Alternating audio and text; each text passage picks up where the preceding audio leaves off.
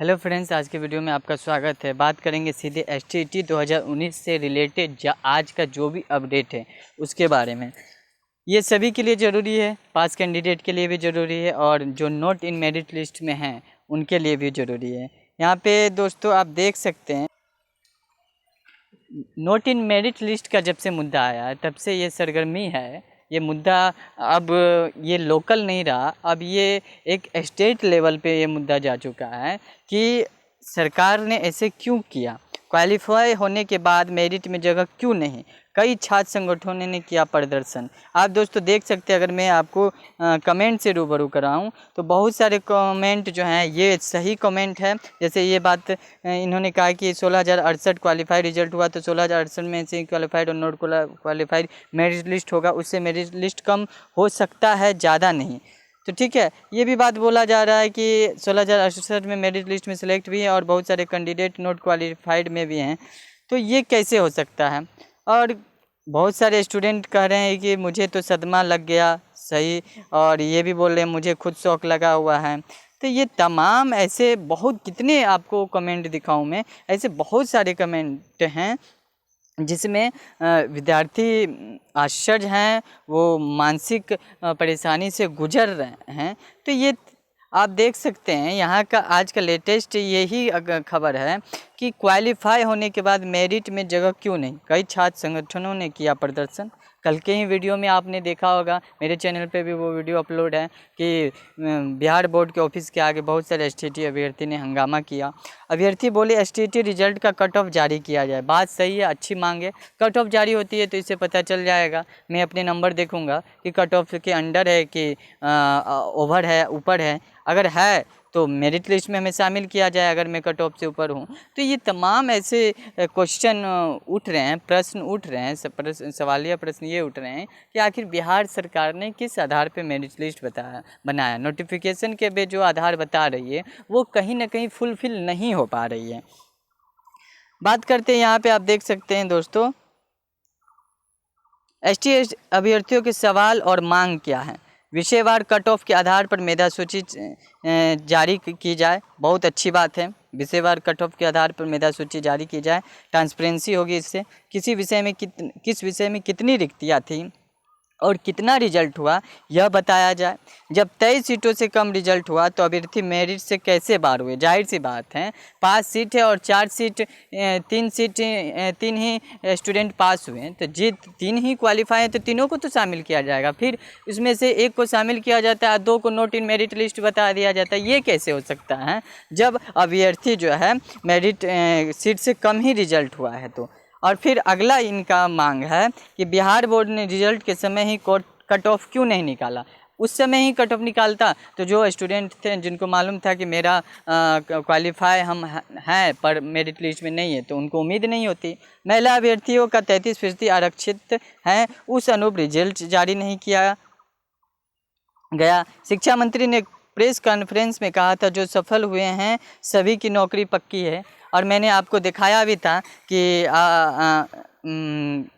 जो हमारे शिक्षा विभाग के अपर सचिव है उन्होंने ट्वीट किया था कि हाँ सभी की जो भी क्वालिफाइड है सभी की नौकरी पक्की है, लेकिन ऐसा नहीं हुआ। अब आते हैं इस पेपर के बारे में, इस खबर के बारे में जो डिटेल्स में पढ़ते हैं कि डिटेल्स क्या कुछ है। यहाँ पे आप देख सकते हैं एसटीईटी 2019 के सभी 15 विषयों का रिजल्ट बिहार बोर्ड ने जारी कर दिया। रिजल्ट जारी होने के बाद कई अभ्यर्थियों का कहना है कि वो क्वालिफाइड तो कर गए हैं लेकिन उन्हें मेरिट लिस्ट से बाहर कर दिया गया है। इसको लेकर प्रदेश भर के एसटीईटी अभ्यर्थी विरोध प्रदर्शन भी कर रहे हैं। और जब विरोध प्रदर्शन अब कर रहे हैं, अभी विपक्ष कहाँ है? तेजस्वी यादव जी कहाँ हैं? उनके ट्विटर हैंडल पे भी हम लोग को ट्वीट करना चाहिए कि आप कहाँ, आप भी आवाज़ उठाइए, आपका आवाज़ एक पुख्ता आवाज़ होगी हम लोग की तरफ से। वहीं बोर्ड के 19 सितंबर 2019 के नोटिफिकेशन की माने तो जितनी रिक्तियाँ होगी उतनी ही विषयवार रिक्तियाँ पर कोटि एवं अंक के अनुरूप मेरिट लिस्ट तैयार की जाएगी। क्वालिफाई करने के लिए विद्यार्थियों को न्यूनतम कट ऑफ मार्क्स लाना अनिवार्य है। इसके लिए समान श्रेणी के विद्यार्थियों के लिए 50%, अनुसूचित जाति, अनुसूचित जनजाति, अत्यंत पिछड़ा वर्ग और दिव्यांग के लिए 45% अंक लाना अनिवार्य है। उस अनुसार बहुत सारे जो स्टूडेंट है क्वालिफाइड है और उनको मेरिट लिस्ट में शामिल होना था, तो वहीं वो नॉट इन मेरिट लिस्ट में उनको शामिल किया गया है। और हर कोटि में जितनी सीटें उतने को मिली मेरिट में जगह।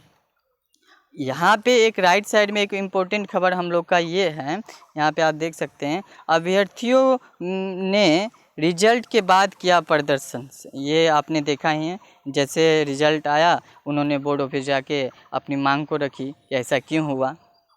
और सही बात है, अभी कहा गया है, किसी स्टूडेंट ने कमेंट किया था, अब याचना नहीं रन होगा। और किस आधार पर मेरिट लिस्ट बनाया है ये पूछता है बिहार। सही बात है, हम लोगों को एक मंच पे आना पड़ेगा, सरकार से जवाब तलब करनी पड़ेगी, आखिर किस आधार पे उन्होंने मेरिट लिस्ट बनाया है। डिक्रीजिंग आधार पे तो बिल्कुल फुलफिल नहीं कर पा रहा है। क्वालिफाई के बाद भी मेरिट में क्वालिफाई के बाद भी कोटी में जगह नहीं, ऐसा क्यों है। बोर्ड कार्यालय पे अभ्यर्थियों का हंगामा। तमाम जितने भी हमारे इंडियन न्यूज़पेपर है सभी ने इस अखबारों को इस न्यूज़ को तरहीज दी है और हेडलाइंस में प्रमुखता के साथ छापी है। यहाँ पे देखते हैं किन अभ्यर्थियों को मेधा सूची में जोड़ा गया। उलझन में है शिक्षक अभ्यर्थी। बिहार बोर्ड के समक्ष अभ्यर्थियों ने किया प्रदर्शन और जाहिर सी बात है करनी भी चाहिए।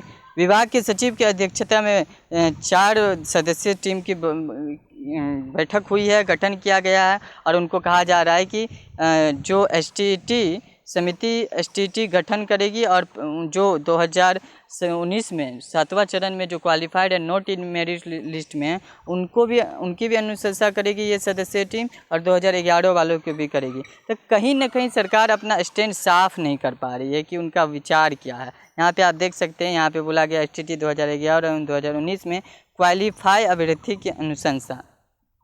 वहीं शिक्षा विभाग ने माध्यमिक पात्रता परीक्षा 2019 में उत्तीर्ण वैसे अभ्यर्थी जो क्वालिफाई होने के बाद भी मेधा सूची से बाहर है उनकी पात्रता की अनुशंसा के लिए एक समिति का गठन मंगलवार को किया गया। अपर सचिव जो हैं हमारे मुख्य सचिव संजय जी, उन्होंने बताया कि समिति प्रमाण पत्र की अमान्यता लाइफ टाइम करने के बाद एसटीटी 2011 में उत्तीर्ण अभ्यर्थियों पर भी विचार करेगी, उनकी भी पात्रता की अनुशंसा की जाएगी। अब 2011 वाले को भी 2019 में यानी 7वां चरण में शामिल करने की बात हो रही है।